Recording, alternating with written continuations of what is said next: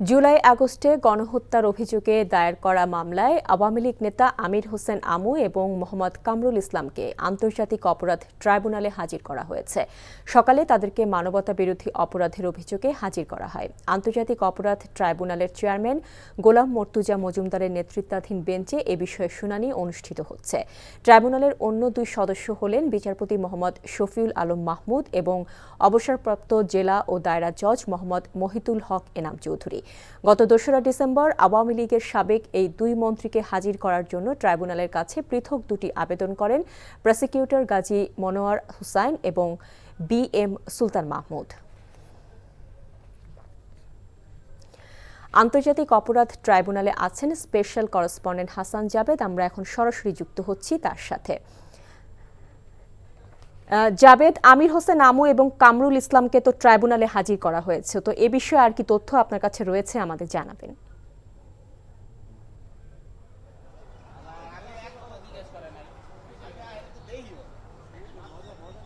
শাওন, সকাল 10টার পরপরই কিন্তু আওয়ামী লীগের যে উপদেষ্টা মণ্ডলীর সদস্য আমির হোসেন আমু এবং প্রেসিডিয়াম সদস্য অ্যাডভোকেট কামরুল ইসলাম, তারা দুজনেই কিন্তু সাবেক সরকারের মন্ত্রী ছিলেন। তাদেরকে সকাল 10টার পরপরই কেরানীগঞ্জ কারাগার থেকে আন্তর্জাতিক অপরাধ ট্রাইব্যুনালে আনা হয়, তারপরে গারদে রাখা হয়।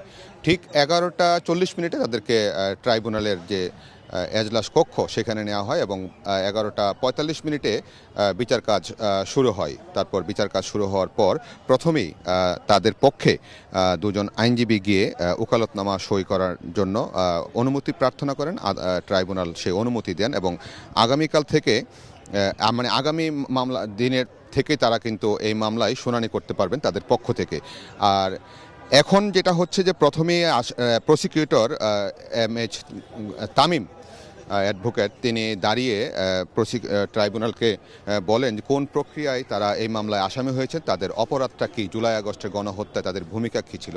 সেখানে যেটি বলেছেন যে আমির হোসেন আমু 14 দলের সমন্বয়ক ছিলেন এবং মুখপাত্র ছিলেন। সেখানে তিনি অনেক বক্তব্য রেখেছেন, যে বক্তব্য প্ররোচিত করেছে জুলাই আগস্টের ছাত্র জনতার অভ্যুত্থানে ছাত্র জনতাকে হত্যার, এবং তিনি সেখানে তাদেরকে নির্দেশও দিয়েছিলেন যে গুলি করার, এই ধরনের অভিযোগ এনেছেন। এবং তাদেরকে দুজনকে আমরা যখন দেখছিলাম ট্রাইব্যুনাল কক্ষে, যখন এই ধরনের অভিযোগ করা হচ্ছিল, তখন দুজনে কিন্তু মিটিমিটি হাসছিলেন। আর আপনি জানেন, যখন এই ট্রাইব্যুনাল 2010 সালের পর যুদ্ধাপরাধের বিচার হচ্ছিল, তখন কিন্তু কামরুল ইসলাম ছিলেন আইন প্রতিমন্ত্রী। আজকে সেই আইন প্রতিমন্ত্রী তখনকার, আজকে কিন্তু তিনি ট্রাইব্যুনালে আসামি হয়ে, গণহত্যার আসামি হয়ে আজকে এই ট্রাইব্যুনালে হাজির হয়েছেন এবং তাদের এখন শুনানি চলছে। এবং আজকে যেটা হয়েছে, দুই আসামিকে এই মামলায় গ্রেফতার দেখিয়ে আদালতে প্রেরণের জন্য আবেদন করেছে প্রসিকিউশন, এবং যেটা হয় নিয়ম অনুযায়ী সেটাই হয় যে এই মামলায় গ্রেফতার দেখে তাদেরকে কারাগারে পাঠানো হবে।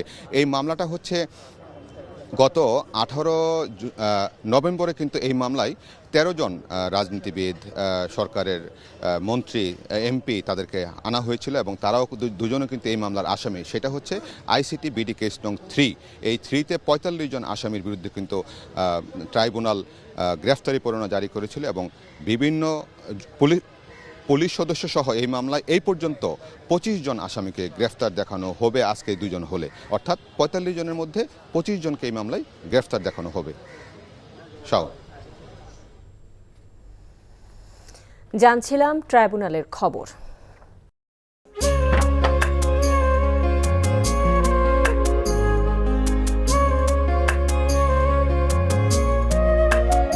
এটা আমাদের ঘর, আমরা দুজন মিলে সবকিছু গোছাবো।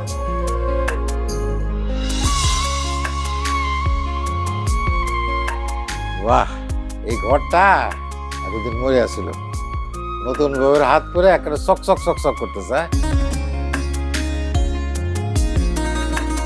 যদি কখনো কোনো ঝড়ে সেসব এলোমেলো করে দেয় তাহলে? আরে তুমি আসছো, তোমার বউয়ের হাতে রান্না খুবই চমৎকার। এলাকাটা ভালো না, একটু সবকিছু চোখে চোখে রাখেন। আমার খাওয়ানিও তোমার কোনো চিন্তা করতে হবে না। এই যে চুড়ি দিয়েছে, শাড়ি দিয়েছে না, যে লোক, তার কাছে শোনো। পৃথিবীতে মানুষের সম্পর্কের বড় সমস্যা কি জানো? ভুল বোঝাবুঝি।